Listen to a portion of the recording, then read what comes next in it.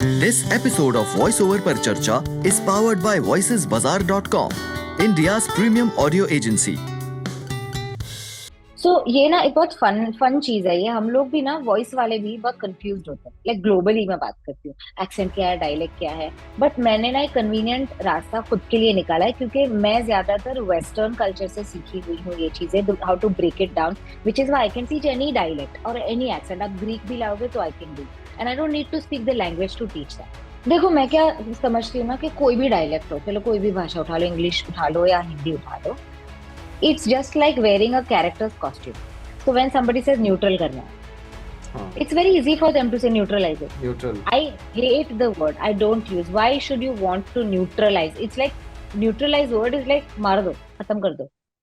So welcome to another episode of VoiceOver पर चर्चा. In this super special episode, we are extremely delighted to have an award-winning singer, voice, accent, speech and dialect coach. She has been a voice coach to a lot of voice artists, actors, in fact Bollywood personalities like Manoj Vajpayee, Sonali Kulkarni, Vicky Kaushal, Pratik Gandhi and the list goes on. Apart from this, she's been a voice faculty to prestigious organizations, companies like Dharma Productions, Radio Mirchi, Sony Pictures Television, and organizations like the Drama School Mumbai. Last but not the least, she's the co-founder and curriculum head of Eklavya Art. So, to my viewers, to my listeners, to my subscribers, it's a great honor, it's a pride, it's a privilege to have the one and only, the seasoned, experienced voice coach Hetal Waria on VoiceOver पर चर्चा. So, ma'am आपका बहुत बहुत बहुत बहुत हार्दिक स्वागत है VoiceOver पर चर्चा में. Thank you so much, Harsh. Thank you. Lovely. Okay, so, ma'am, सबसे पहले while starting off this episode, first of all, I would like to know your journey in the field of performing arts towards coaching. ये शुरुआत कैसे हुई? सबसे पहले ये कहानी को हम जानना चाहेंगे. अब किसी भी चीज की शुरुआत कहाँ होती है कोई जानता नहीं है मेरे ख्याल से, specially in arts and performing arts. हमें पता नहीं रहता किस कारण से हम जो कर रहे हैं वो कर रहे हैं। It's been like a long journey, but सबसे पहले actually I guess when I was around 5 old I think, तब मुझे मेरी मम्मी ने संगीत शास्त्रीय संगीत के क्लासेस में डाला। तो तब से मैं शास्त्रीय हिंदुस्तानी सीखी हुई हूँ, तो तब say that was my first formal training in the art. फिर संगीत तो चलता रहा, संगीत has always been constant and it is never never never gone away. But फिर क्या हुआ कि कॉलेज मेरा कुछ 2007 में खत्म हो रहा था, और before my college got over, before my graduation, a friend of mine called me and said कि तू गाएगी क्या हमारे थिएटर ग्रुप के लिए। तो वो मेरी दोस्त इप्टा में काम करती थी, इप्टा के साथ काम करती थी, और कुलदीप सिंह जी म्यूजिक डायरेक्ट करते हैं उसके इप्टा के लिए, Indian people theatres association of Mumbai. तो मैंने सोचा कि चलो ठीक है यार, मतलब अभी तो कॉलेज खत्म नहीं हुई, जॉब मिल रहा है तो कोई ना क्यों कहेगा, एंड संगीत तो करना ही था, वैसे सिंगिंग करनी थी। तो मैंने बोला ठीक है। तो बट अब थिएटर में हुआ यूं कि generally you go as one, but you become a lot more than just that.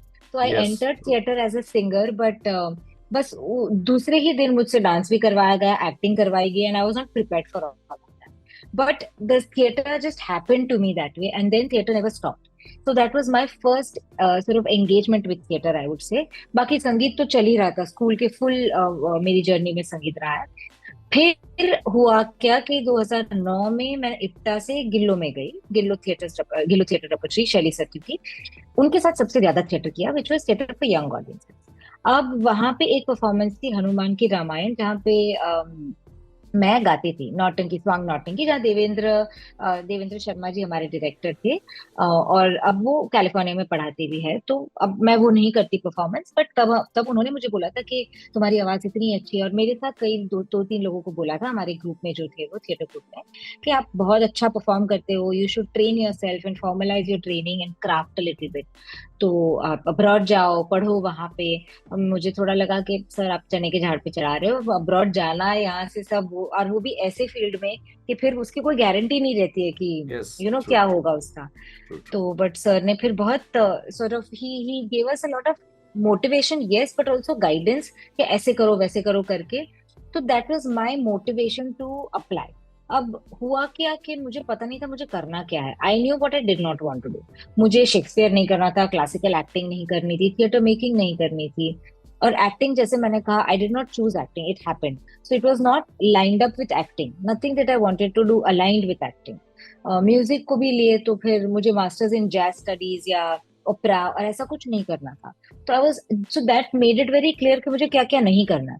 उसकी वजह से काफी चीजें निकल गई, फिल्टर आउट हो गई. अब ढूंढते ढूंढते मुझे masters in voice studies from royal central school of speech and drama London में जो है, उस कोर्स के बारे में पता चला. And then I applied there. I also applied to a scholarship which is British Council and Charles Wallace India Trust Awards की scholarship होती है, जो मुझे scholarship भी मिली इसके लिए, merit based. And then I did that, and that was a course which taught us to teach voice. But मुझको तो performer के तरीके जाना था, और मैंने सोचा कि चलो जो भी है, it is training me to understand my voice. फिर मैं चाहे उसके साथ गाऊं, बोलूं, एक्टिंग करूं, जो करूं. Okay. तो So, after that, you came back to India, yes, which I did. particular year? Yes, and now I am based in Bombay, but I work a lot with Central School, Bristol Old Vic, Royal Welsh College of Music and Drama, and some other NIDA में भी कुछ courses मैं distantly करती हूँ. So I do work a lot with. I have a good network globally, and I do work a lot with international drama schools a lot as well.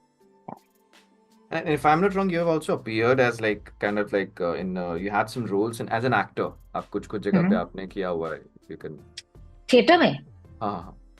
Theatre, movies, web हाँ, series. बहुत किया है theatre में. Movies web series में नहीं किया है. I'm a performer के तौर पे I'm more of a theater person. I haven't tried my hands enough for screen, so I can't really speak much about that as a performer. But theatre में बहुत किया है. ताउस चमन की मैना जो अतुल तिवारी जी ने डायरेक्ट करी थी, शैली की डायरेक्ट की हुई तो काफी थी, क्योंकि लड़की में से कुछ एक है. फिर गुलाबो और परिजाद, उसका म्यूजिक डायरेक्शन करा था मैंने. कैश कैट क्रोकोडाइल का साउंड डिजाइनिंग करा था मैंने. फिर सबसे पहले सुअर चला स्पेस को था, which it sounds very kiddish but it was a beautiful play. ऐसे कई सारे प्लेस, ग्रैनी सारी था जो म्यूजिकल थिएटर था, वो करा था. Mind your head which is an object theatre, वो लीड किया था.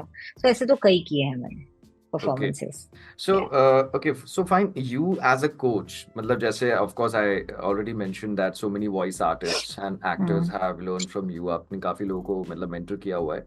So, few basic things like जो बहुत important है, अगर खास करके हम voicing में बात करते हैं या कोई भी हम performing arts की बात करते हैं, but specifically voicing dubbing में, accent, dialect, इसकी importance मैं थोड़ा इस बारे में चर्चा करना चाहूंगा. इसमें होता क्या है ना, जैसे पहले अभी क्या इंटरनेट के आने से वॉइस इंडस्ट्री के बारे में काफी चीजें, रिसोर्सेज आ गए हैं, आर्टिकल्स आ गए हैं.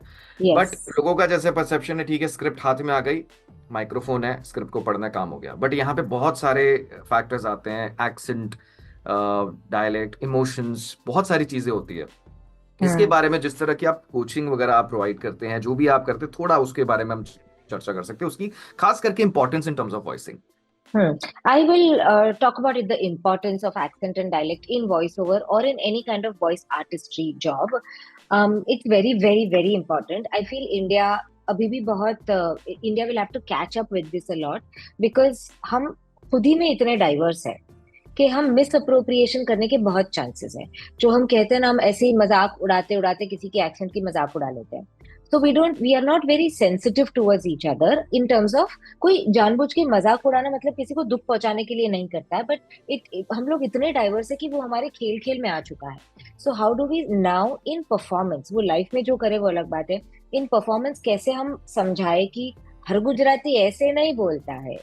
Nobody speaks like that. If you have to understand where is the person coming from, उनका सोशियो इकोनॉमिक बैकग्राउंड क्या है, पढ़ा कितना है, लिखा कितना हुआ है, वो जिनके लिए आप वॉइस दे रहे हो, जो कैरेक्टर है.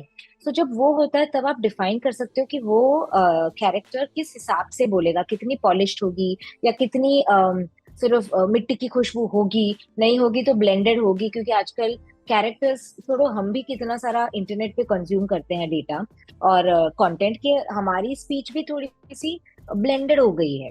तो वो समझना बहुत इंपॉर्टेंट है, वो रिसर्च बहुत इंपॉर्टेंट है. फिर डिसाइड करना कि कितनी स्पष्ट, शुद्ध, प्योर या कैसे कहें उसको, लाइक पुराने जमाने की है या नहीं. हमारे दादाजी या दादी जी गुजराती बहुत अलग बोलेंगे वर्सेस तुम और मैं अलग से बोलेंगे, तो वो कैसे समझ आए. तो I really feel that it's important, one, to be more culturally sensitive and appropriately represented, so that a language is also well represented on a global platform more than India. But अब मानो कि कोई एकदम specific सा performance आया है जिसकी भाषा की बहुत स्पेसिफिसिटी है कि यही का रहने वाला है और एक आदिवासी है, और वो आदिवासी को बाहर का कुछ पता नहीं। अब कैसे करें? तो अब now this is very tricky. This is what Yes. We do as a coach, कि वो हमारा रिसर्च जो लेग वर्क हमारा होता है, जो before we go into a studio space और before we go into a workshop space, ये हमें करना होता है कि हम जाके उन्हें पढ़ाए कैसे, सिखाए कैसे, ताकि वो थियोरी ना रहे, बहुत प्रैक्टिकल रहे। Practical role. So I feel largely accent dialect is very important to make sure that we are representing it correctly. क्योंकि अब देखो ना, अब सारे लोग अगर गुजराती ऐसे करके बात करेंगे तो सुनने वाले कभी तो बोर हो ही जाएंगे ना। Of course, yes. And specially Gujaratis या जो भी दूसरी भी दिल भी लाइक हम ऐसे बात नहीं करते। सारा साउथ ऑफ इंडिया सेम नहीं है। कर्नाटका में ही बहुत ही डेमोग्राफी चेंज होती है। South Karnataka has a very different dialect versus north Karnataka, versus when you go to Karwar they are very different, versus when you go to Goa where there is little bit of it spoken, Yes. वो अलग है। तो ये समझना बहुत जरूरी है, और ये वो हमारा मेरा ज्यादा जरूरी है। But it's also important for an artist to know that we are living in a very diverse country. We have to be appropriately representing, specially when we don't know the dialect. True, true. Specifically मैं अगर दो भाषाओं की बाट करूं जो most spoken languages, मैं कहूंगा हिंदी और इंग्लिश। यहाँ पे भी काफी बार ऐसा होता है कि बात करते करते किसी ना किसी जगह का रीजनल टच आ जाता है, और जब आप वॉइस ओवर में जाते हो, वॉइस एक्टिंग में जाते हो, जहाँ रिक्वायरमेंट है रीजनल टच की, वो एक अलग एस्पेक्ट हो गया। लेकिन जब आप एक न्यूट्रल ओवर हब, वो उस चीज को कैसे मतलब इम्प्रूव करा जाए, बहुत इंपॉर्टेंट चीज है। देखो, मैं क्या समझती हूँ ना कि कोई भी डायलेक्ट हो, चलो कोई भी भाषा उठा लो, इंग्लिश उठा लो या हिंदी उठा लो, it's just like wearing a characters costume. वो पहना जा सकता है, इट्स मसल वर्क। तो जैसे ही हम वो मसल्स को ट्रेन करते हैं, या जैसे ही मैं वो शेप को सिखाती हूँ और वो सीखते हैं, फिर क्या है, एक इंस्ट्रूमेंट को वैसे ढाल लिया है हमने, ठीक है। We shape the articulators and the body and the breathing pattern and the tone, we set, basically factory setting करनी होती है मसल में, बॉडी में।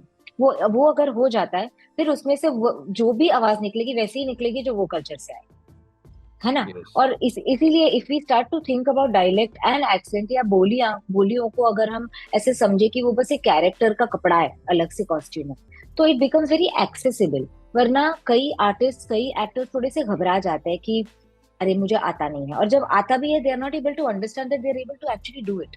तो वो अंडरस्टैंडिंग को सेंसिटाइज करना थोड़ा बहुत ज्यादा इंपॉर्टेंट हो जाता है। So I feel it's extremely important to start seeing dialect work for an artist from an artist perspective as if they are just holding a new character, wearing a new character basically. So it's और आप very, very essential that way. और आजकल तो वैसे resources भी कितने हो गए, अगर कुछ जानना हो ऑनलाइन, मतलब एक हम अब तो हम इमेजिन नहीं कर सकते एक टाइम पे ये चीज को अडेप्ट करना with there was no internet. आजकल तो हर just a flick of a second everything, there are so many OTT platforms, documentaries, YouTube, everything is there, right right. Yeah. तो coming on this particular thing, voice dialect and also, जो coaching होती है, maybe मैं know the duration of it in terms of voicing and someone wants to learn it, maybe performing arts, voice acting, इस तरह से। So brief पे होता है किसको क्या करना है। Now if somebody wants to do a holistic training of voice, तो वो लंबा चलता है। There are people who are working with me since 3, 4, 5 years I think, but उसको रोज नहीं मिलते हम। We don't do a regular work with them because it's been long. Initially intensive होता है, फिर थोड़ा सा trickle down होता है क्योंकि they have got the grasp of it, ठीक है। So it's really depending on the brief. अब ये भी होता है कि मुझे कोई audition support के लिए मिलता है, ऐसे बहुत बड़े बड़े आर्टिस्ट भी हैं जो आते हैं। I will not name them because it's really just for audition. Sometimes they know they have cracked the acting which they have because they have the craft very well in their hands, but उन्हें पता है कि ये बहुत specific है और ये बहुत बड़ा ऑडिशन है और मुझे ये नेल करना है।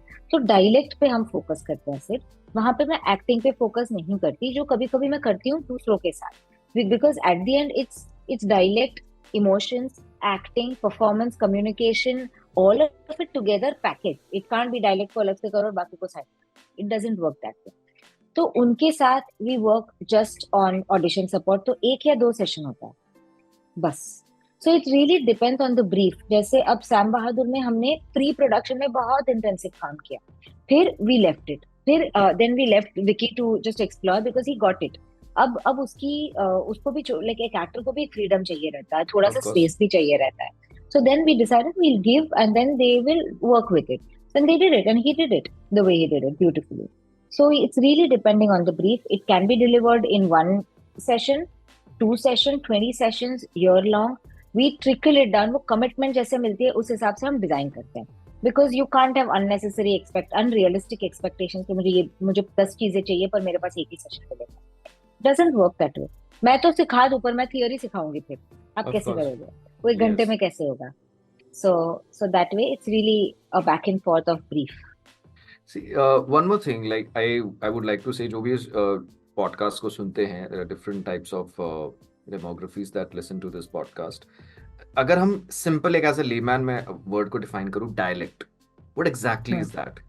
थोड़ा हम समझ पा रहे हैं, but फिर भी अगर थोड़ा और इसको हम बारीकी से समझें इसको. सो ये ना एक बहुत फन चीज है ये. हम लोग भी ना वॉइस वाले भी बहुत कंफ्यूज होते हैं. लाइक ग्लोबली मैं बात करती हूँ, एक्सेंट क्या है, डायलेक्ट क्या है. बट मैंने ना एक कन्वीनियंट रास्ता खुद के लिए निकाला है क्योंकि मैं ज्यादातर वेस्टर्न कल्चर से सीखी हुई हूँ ये चीजें, how to break it down, which is why I can teach any dialect और एनी एक्सेंट. आप ग्रीक भी लाओगे तो I can do, and I don't need to speak the language to teach that. So the formula is very westernised for me. Okay, तो वहां पे भी हम लोग ना बहुत आर्ग्यूमेंट्स करते हैं कि उनका क्या है कि they only speak English mostly. ठीक है, Yes. तो अब अंग्रेजी है तो उसके फिर डायलेक्ट ही होंगे ना कि कॉकनी अलग है, स्कॉटिश अलग है, आयरिश अलग है, लंदन वाले Yes. अलग बोलेंगे, बर्मिंघम वाले अलग बोलेंगे, है ना. तो अब हमारे यहाँ पे क्या है, हमारे यहाँ पे डायलेक्ट भी है और एक्सेंट्स भी है और बहुत सारी भाषाएं भी है. तो अब just for the sake of simple example Hindi पकड़ लो. बम्बई वाले हिंदी अलग बोलेंगे, बम्बई में वसई वाले अलग बोलेंगे, कोलाबा वाले अलग. अजम्पशन है कि उनको बोलना आता है, बस वो एक्सेंटेड होता है थोड़ा सा. Yes. Okay, I will explain it in a minute what it means. Versus जब दिल्ली से कोई आता है तो उनमें कुछ अलग ही किस्म पता चलता है आप दिल्ली से हो, ठीक है ना. वर्सेस जो गुजरात से आता है, नॉट सेइंग वो गुजराती डाल के ऐसा मैं नहीं कह रही हूँ, बट उनका एक लहजा होगा जो अगर हो तुम्हें जाता ना है. पता चले कि गुजरात से, फिर भी पता चलेगा ये बम्बई से नहीं. ठीक है, अब हमारे पास हिंदी बम्बई में बोली जाती है, यूपी बिहार की तरफ भी लैंग्वेज तो वही है, ऐसे कितनी सिटीज में हिंदी बोली जाती है. ठीक है, तो मैंने कन्वीनियंटली क्या सोचा है कि ये description helps me to break it down. Accent is just technical sounds, just technicality. जैसे मराठी में ड़ होता है तो ड नहीं ड़. So that's just correcting the technique of it. That's it, just the sound. Dialect is something which is above accent. So dialect में accent भी आ जाता है, मैनरिज्म्स भी आ जाते हैं. एक किस्म का ह्यूमन फिलर्स बोल दो कि आप अगर सोचते हो तो गुजरात वाले, हाँ ये बात थी. सो भाषा में भले ना दिखे पर जब वो कुछ कुछ चीजें होती है जिससे हमारी जो for the lack of a better word हमारी मातृभाषा की जो सेल्फ होती है वो बाहर निकल के आती है ना. तो उनकी एक बोलने का लहरा होता है या लहजा होता है, और दूसरी चीज के कुछ शब्द होते हैं जो डिक्शनरी में भी नहीं होते. And I don't just mean slang को, कुछ भी ऐसे शब्द होते हैं जो डिक्शनरी में नहीं होंगे पर वो लिखते हैं हम, मतलब Yes. बोलते हैं, sorry. So those kind of research falls under dialect where you humanise the speech. Now it's not just technique मतलब it's not technical sounds, it's beyond that. Now you have to make it believable. तो काफी चीजें उसको humanise करने में लगती है. तो मैनरिज्म्स है या एक इडियोसिंक्रेसीज है कि वहाँ के लोग कैसे बात करते हैं, कैसे उठते बैठते हैं. It's not about character only, but like I said it all plays it together. But एक फन बात यह है जो शायद ही कुछ लोग जान पाते हैं उस चीज को, इंडिया की बात कर रही हूँ मैं. There is something called idiolect. Now idiolect is basically, आप और मैं दोनों गुजराती है, करेक्ट? आप भी Yes. गुजराती है, हाँ जी. तो आप और मैं दोनों गुजराती है, और पर दोनों का बोलने का तरीका अलग है. Okay, this is not nothing to do about you know कि सुनने में क्या लैंग्वेज आ रही है, नथिंग टू डू. इडियोलेक्ट मतलब दो लोग अगर सेम भाषा बोलते हैं और उनकी जो स्पेसिफिसिटी है जिससे पता चलता है, ओ हर्ष, ये हर्ष ऐसा बोलता है, ये हर्ष की मतलब हर्ष तो हर्ष जैसा क्यों बात कर रहा है, या हेतल जैसा बात क्यों कर रही है. So that idiosyncrasy, my way of speaking my भाषा, my way of speaking Hindi. मेरे हिंदी में कई बार साउथ इंडियन लहजा आ जाता है because I also played in so much language and so much of dialect work कि sometimes in my English I end up being so South Indian that it falls, खुद ही हो जाता है. So then somebody will pick and say that if they wanted to mimic me, they'll pick these things कि हेतल जब कुछ शब्द बोलती है या बोलते बोलते अंग्रेजी में उसके थोड़े से साउथ इंडियन फ्लेयर्स आ जाते हैं. Now बट अब ये बात रही क्या बोलते हैं इसको, रिसर्च और सिखाने की। क्रिएटिवली रखते कितना है वो अलग बात है, वो डायरेक्टर के विजन के हिसाब से होता है, बिल्कुल। क्योंकि रियलिस्टिक करना is not just important, it also has to add to the drama that we are offering. So we will play and cross that line or tread that thread very, very carefully. So what I can understand in terms of your training, maybe if I take example of movies, जैसे किसी actor को किसी एक किरदार को play करना है और उसकी एक स्पेसिफिक लहजा है उसको बोलने का, तो उस हम्म लहजा में बिठाने के लिए, उसको अडेप्ट करने के लिए you come into picture and आप उसको पूरा ट्रेन करते हो how to adept that particular dialect और speech, if I am not wrong. Yes, that's right. That's broadly right, in a simplest way. For now, I'll just give you one simple example about Tarla. So when we worked on Tarla, हमें तो पता है तरला दलाल कौन है. Yes. अभी के generation को शायद ना पता हो, बट हमें तो पता था. तो अब तरला दलाल है मतलब गुजराती है तो गुजराती बोलेगी, ऐसा है नहीं. क्योंकि मैं जब बैठी थी डायरेक्टर और हुमा के साथ और हम लोग देख रहे थे, और मैं बहुत I was just very concern कि why is she not sounding Gujarati.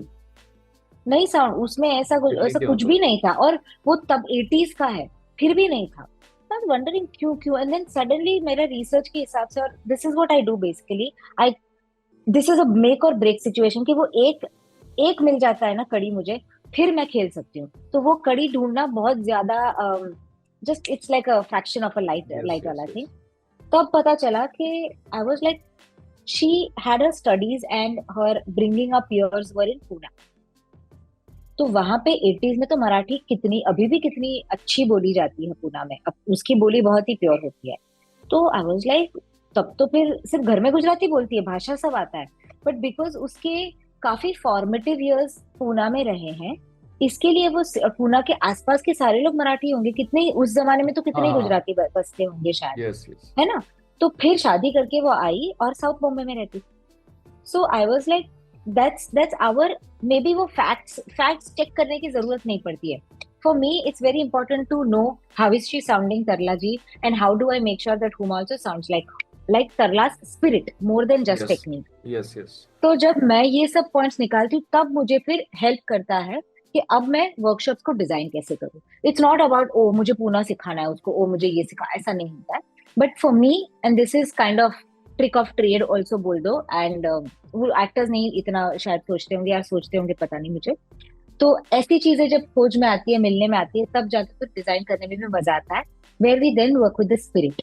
It's not really about वो ये शब्द कैसे बोलेगी. कोई पिक्चर शब्दों को सिर्फ पकड़ के सुनने को नहीं जाता है. It's like Yes, an experience that we want to offer. of course, of course. Yeah.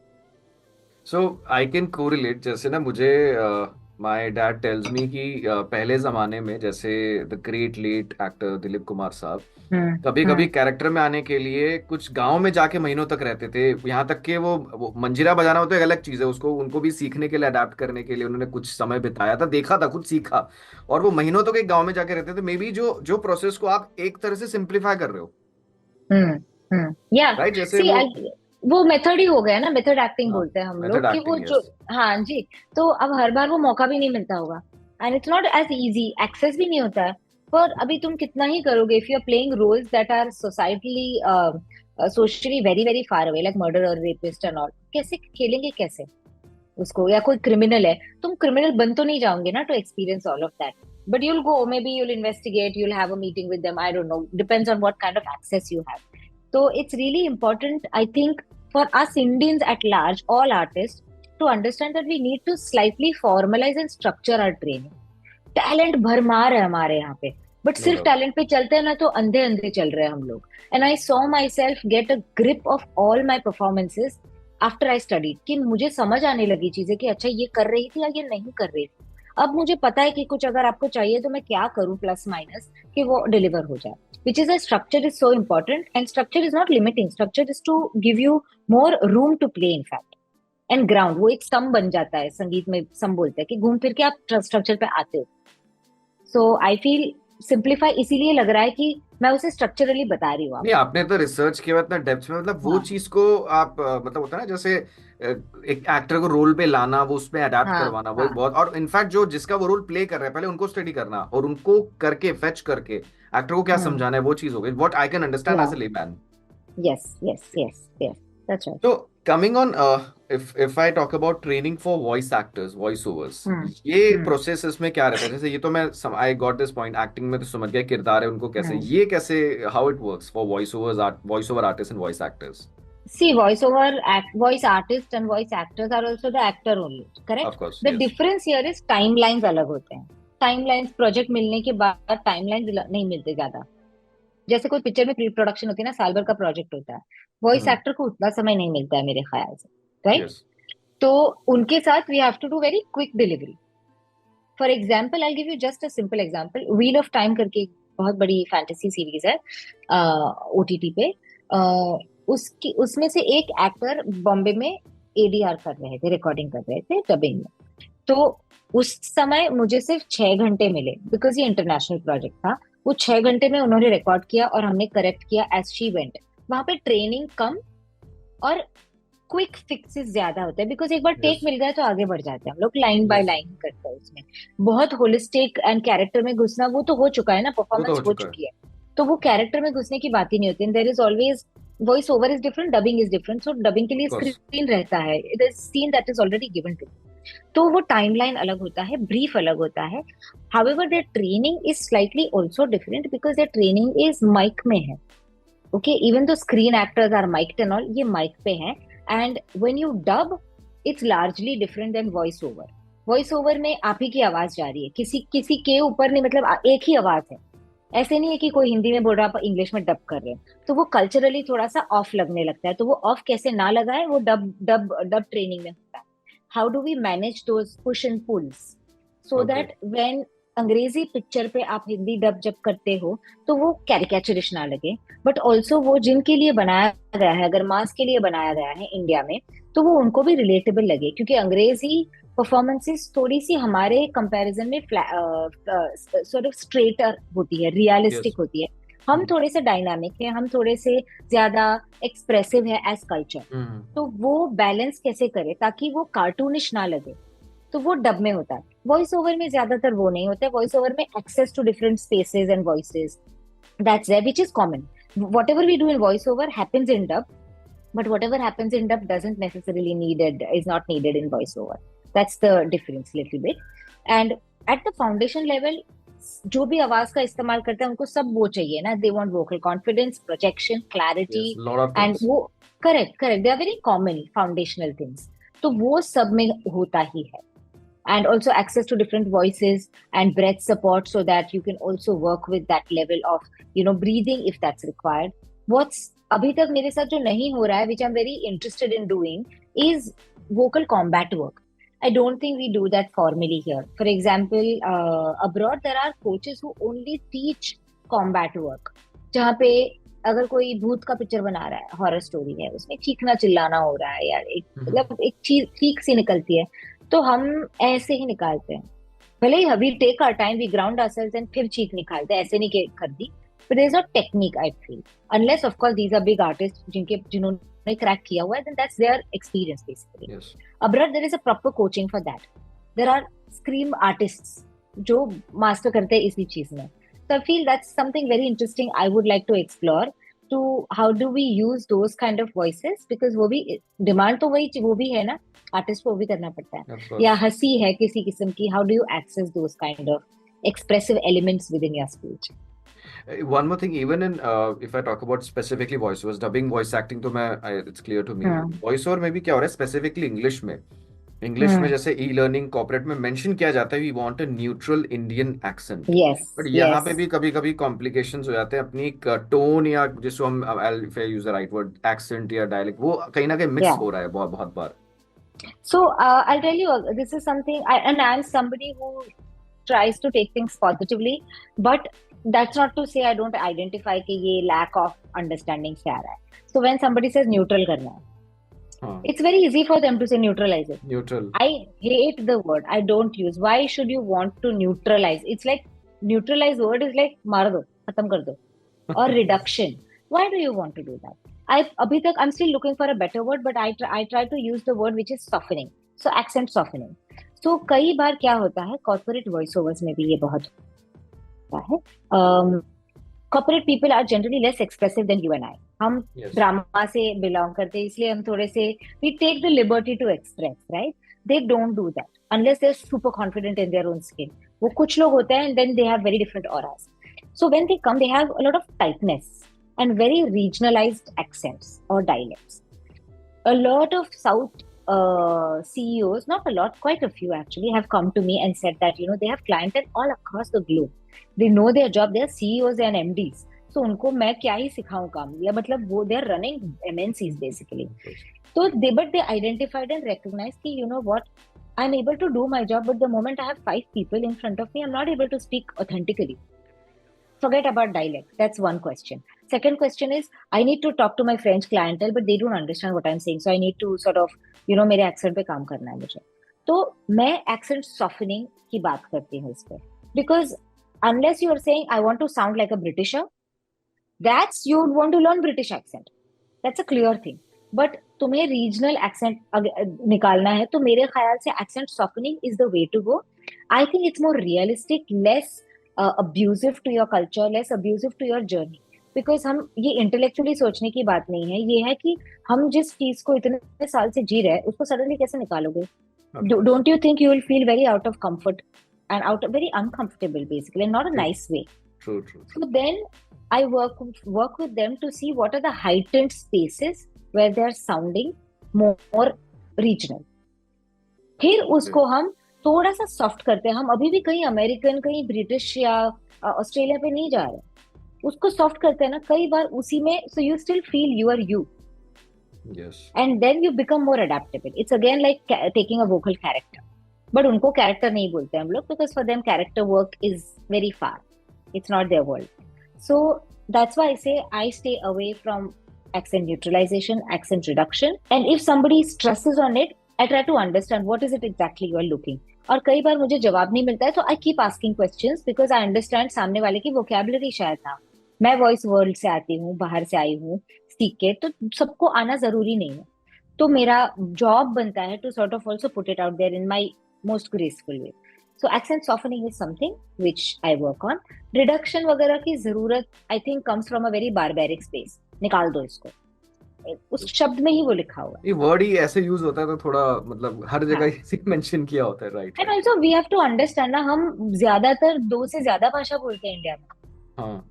और अगर कोई गांव से है, वो उनको हिंदी भी आती होगी, थोड़ी अंग्रेजी भी आती होगी, क्योंकि आजकल सारे लोग ऑनलाइन देख रहे हैं सब कुछ, और वो अपनी बोली भी बोलता होगा. तो जब इतनी भाषा आती है तो ऑफ कोर्स कहीं ना कहीं कुछ ना कुछ तो ब्लेंडेड होने ही वाला है ना. तो उसको प्रोफेशनली काम कर सकते हैं, पर्सनली निकालने की मुझे नहीं लगता किसी को जरूरत होनी चाहिए. जरूरत नहीं है. Right. Okay, so one more thing I would like to know, जैसे अबाउट योर ऑर्गेनाइजेशन एकलव्य, जिसके आप को-फाउंडर हैं, उसमें जैसे कुछ if I am not wrong there are like pre recorded courses चीज के होते हैं, उसके बारे में आप थोड़ा अगर आप ब्रीफ कर सकते हैं उस चीज के बारे में. हाँ. So मैं शॉर्ट में कहूंगी, एंड अगर आपको और जानना है तो please feel free to ask. So these are 8 courses we have created, and there are also bundles भी ये 8 कोर्सेज के कॉम्बिनेशन से ही बनाए गए हैं to support a particular brief and need. जैसे अगर आपको इफेक्टिव कम्युनिकेशन चाहिए तो उसके लिए सिर्फ वॉइस वर्क मत करो, वॉइस है, स्टोरी टेलिंग भी है और बॉडी वर्क भी है, ताकि आप होलिस्टिकली कम्युनिकेशन के बारे में सीख पाए. अब ये 8 कोर्सेज है, हमने उनके लिए बनाए हैं जो एक्टिंग सीखना चाहते हैं या खुद पे काम करना चाहते हैं, अपनी वोकेशनल स्किल्स पे काम करना चाहते हैं, और या तो फिर जिनको काफी लोग थिएटर यूज करते हैं to just improve their lifestyle, you know, because it helps them become more expressive, open and more confident in their skin and more people skills, you know, that way, because it's an interactive medium. However, this is a recorded medium, but हमने फिर भी वो काफी interactive element रखा है, not with actors, but how at the end, even if it's interactive, काम तुम्हें खुद ही पे करना है, किसी के साथ करो या अकेले करो, doesn't matter, it's a self learning medium. तो हमने वो 8 कोर्सेज सेल्फ लर्निंग प्रोवाइड करने के लिए किया है, उस तरह से किया है कि आप कहीं पे भी बैठो वहां से सीख सकते हो, आपको किसी चीज की कमी नहीं लगेगी कि मुझे इसके लिए तो एक एक्टर लगेगा, you won't. So these 8 courses are purely for that.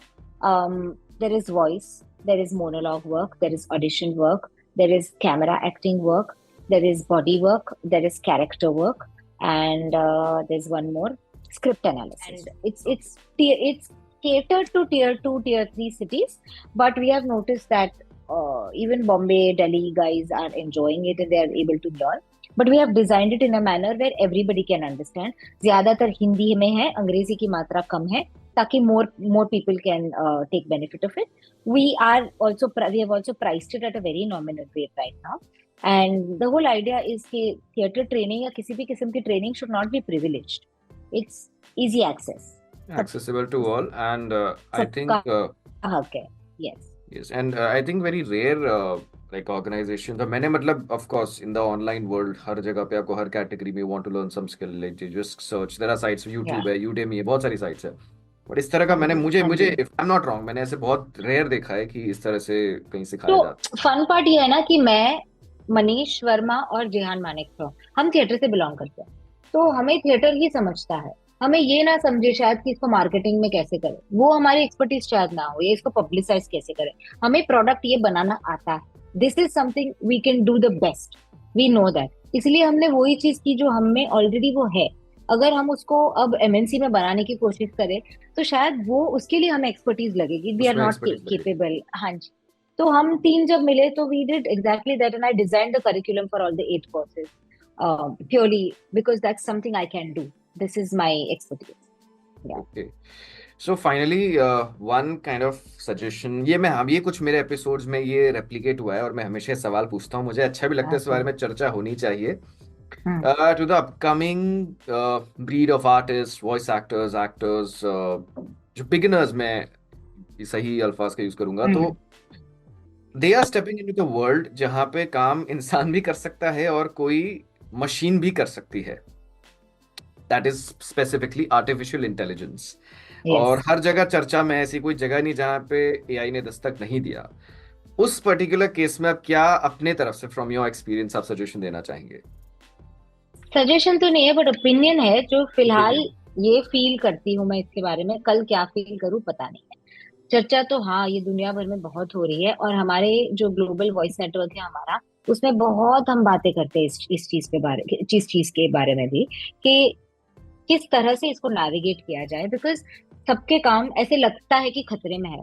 अब मेरा पर्सनली ये मानना है and this opinion might be flawed, I don't know, but I truly believe it's not just about AI, it is about you have to be the expert of what you do. वो AI नहीं भी था तब भी competition तो बहुत है हमारे यहाँ पे.